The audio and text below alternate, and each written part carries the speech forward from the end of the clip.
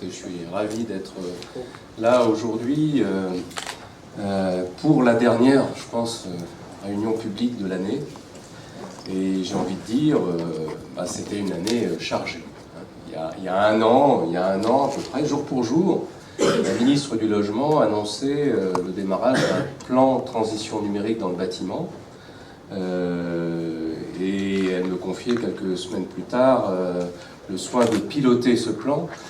J'ai envie de dire un an déjà, mais avec beaucoup de choses. Comme vous le savez sûrement, ce plan donc a mobilisé l'ensemble des fédérations professionnelles, que ce soit de la maîtrise d'ouvrage, de la maîtrise d'œuvre, des entreprises, des industriels, y compris des assureurs. Je ne vais pas vous faire la liste exhaustive. Donc il y a eu effectivement cette mobilisation collective qui a permis en quelques mois de démarrer la route qui sera longue, qui ne sera pas si facile que ça, mais qui est destinée à embarquer tous les acteurs dans le numérique pour le bâtiment, avec des enjeux très importants d'amélioration de la productivité, de la qualité pour le monde du bâtiment. Et l'objectif est centré sur les petits acteurs, pour les petits projets, dans le cadre de ce plan transition numérique dans le bâtiment. Donc, nous avons réussi à publier une feuille de route au mois de juin. Cette feuille de route, elle précise un peu ses objectifs et puis surtout les priorités. Elle annonce les priorités de ce plan qui est censé mobiliser l'ensemble des professionnels pendant quelques années, avec un budget public qui est de 20 millions d'euros, qui a été annoncé par la ministre à l'époque. Donc on a des moyens, et avec trois grandes priorités. Je vais faire très simple. La première, c'est donner envie à tout le monde, mettre en avant tous les bénéfices que le numérique peut procurer à tout le monde, pour tous les projets, construction neuve, rénovation, exploitation. Et puis, si on donne envie, derrière, la deuxième priorité, c'est les moyens. Les moyens, c'est les compétences, c'est des outils, des applications adaptées à tout le monde, à toutes les étapes des projets, pour tous les niveaux de projets, les petits, les moyens et éventuellement, effectivement, bien sûr, les plus hauts. Et la troisième priorité, c'est installer de la confiance dans tout ça, notamment en s'appuyant sur des normes, pour faciliter l'interopérabilité logicielle et puis l'accès standardisé à l'information, notamment en matière de produits, et c'est le sujet d'aujourd'hui. Donc cette feuille de route, elle a mis tout ça en avant, elle a annoncé également une vingtaine à peu près de priorités en termes d'action, tout le monde s'est mis d'accord là-dessus. Ça a été rendu public au mois de juin, vous trouverez tout ça sur un portail bâtiment numérique, que vous connaissez sûrement par cœur tous, derrière, ou en parallèle d'ailleurs, puisqu'on n'a pas attendu que cette feuille de route soit validée pour installer des groupes de travail sur 5-6 thématiques, dont celle d'aujourd'hui d'ailleurs, qui a très vite mobilisé beaucoup de monde sur comment structurer l'information de produits, et ça a été piloté, et je remercie la IMCC de s'être mobilisée sur le sujet.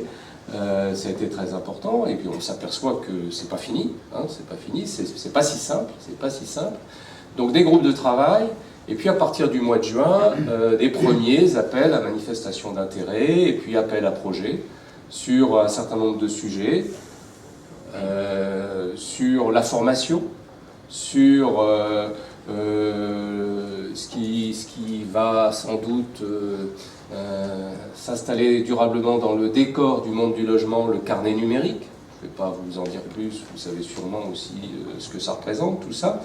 Et puis sur les petits outils, ce qu'on appelle les kits BIM, pour justement les petites structures, les TPE, les artisans qui ont besoin de s'y retrouver dans toutes ces applications, et ils ont besoin qu'on s'occupe et qu'on organise un peu toute cette matière. Sur également la numérisation du parc existant, c'est un gros enjeu pour le monde du bâtiment. En parallèle, dans le cadre de la loi de transition énergétique, on a rappelé les grandes ambitions du monde du bâtiment à l'horizon 2030 puis 2050, et le numérique est au service de ces transitions énergétiques et environnementales. Et il convient donc de s'occuper de l'existant, et le numérique peut apporter beaucoup de choses pour la modélisation et la numérisation des bâtiments existants. La construction neuve, bien sûr. Voilà, on a réalisé deux vagues, on a lancé 2 vagues d'appels à projets, et on va bientôt, et peut-être dès aujourd'hui d'ailleurs, peut-être un scoop dans la journée, communiquer sur les résultats de cet appel à projet. Premier appel à projet qui va effectivement être la première occasion de dépenser concrètement de l'argent public sur ce sujet et pour la cause du plan de transition numérique. Et puis bientôt sur les produits.